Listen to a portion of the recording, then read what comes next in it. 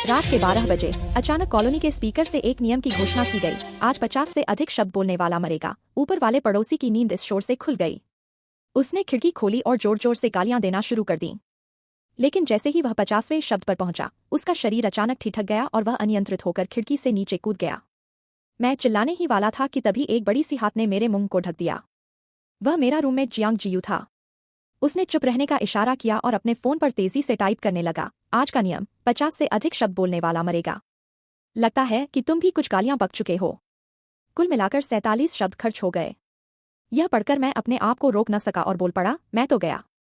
Jiang जियू ने फिर से मेरा मुंह ढक दिया और टाइप किया, ध्यान रहे, आज तुमने 49 शब्द पहले ही बोल दिए हैं। हम शांत होने की कोशिश करते हुए अपने कमरे में लौटे और अपने दूसरे रूममेट को जगाया। मुझे पता था कि वह पूछेगा कि क्या हुआ, इसलिए मैंने जल्दी से उसका मुंह ढक लिया। जब हमने उसे नियम के बारे में बताया तो हमने कॉलोनी के व्हाट्सएप ग्रुप पर चेक किया, लेकिन इंटरनेट बंद था। पुलिस को फोन करने की कोशिश की, लेकिन उधर से सिर्फ अजीब सी आवाजें आ रही थीं। हमें कोई और रास्ता नहीं सूझा, इसलिए हमने फैसला किया कि सबसे पहले इस अजीब कॉलोनी को छोड़ देना चाहिए। लेकिन जब हम गेट पर पहुंचे तो हमने देखा कि चारों ओर घना काला धुआं फैला हुआ था। बाहर की सड़कें भी साफ नजर नहीं आ रही थीं। सबसे भयानक चीज थी गेट पर लटकी एक लाश। वह एक गार्ड की थी, जिसका शरीर जैसे किसी बिजली के झटके से जल चुका था। हम डर के मारे घबरा रहे थे कि तभी फिर से स्पीकर बज उठा, कॉलोनी में हर दिन रात 12 बजे एक नया नियम जारी होगा। पिछले दिन का नियम नए नियम के जारी होने पर खत्म हो जाएगा। चारों ओर हाई वोल्टेज इलेक्ट्रिक वायर बिछाए गए हैं। कॉलोनी छोड़ना सख्त मना है। ये नियम 10 दिन तक जारी रहेंगे।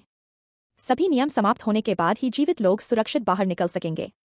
नियम सुनते ही हम तेजी से घर लौट आए और खाने पीने की चीजें इकट्ठा करनी शुरू कर दी। सौभाग्य से मुझे और जियांग जियू दोनों को खाना बनाने का शौक था, इसलिए फ्रिज में हमारे पास 10 दिन का राशन था। जियांग जियू ने टाइप करके कहा, किसी को यह न बताओ कि हमारे पास खाना है। खिड़की दरवाजे बंद कर दो ताकि कोई पड़ोसी कोई गलत कदम न उठाए। पूरे दिन हम पूरी सतर्कता से रहे। नींद तो आई, लेकिन सोने की हिम्मत नहीं थी, क्योंकि अगर सपने में कुछ बोल गए तो पता भी नहीं चलता कि कब मर गए। मैं घड़ी को टकटकी लगाकर देखता रहा, चाहता था कि समय थोड़ा तेजी से बीते।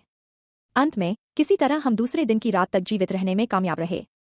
रात के 12 बजे बिजली के झटके के बाद स्पीकर से एक और नया नियम प्रसारित हुआ, आज 3 घंटे से ज्यादा सोने वाला मरेगा। नियम सुनते ही मैंने गुस्से में चिल्लाया, ये कौन सा बेकार नियम है। हमें पहले ही नींद नहीं आई और अब ये नया नियम आ गया है। लेकिन जैसे ही मैंने बोलना शुरू किया, स्पीकर से एक और घोषणा हुई, कॉलोनी में पहले 600 लोग थे, अब 531 बचे हैं। पहले ही दिन 69 लोग मर चुके थे। अगले 9 दिनों में हम क्या करेंगे।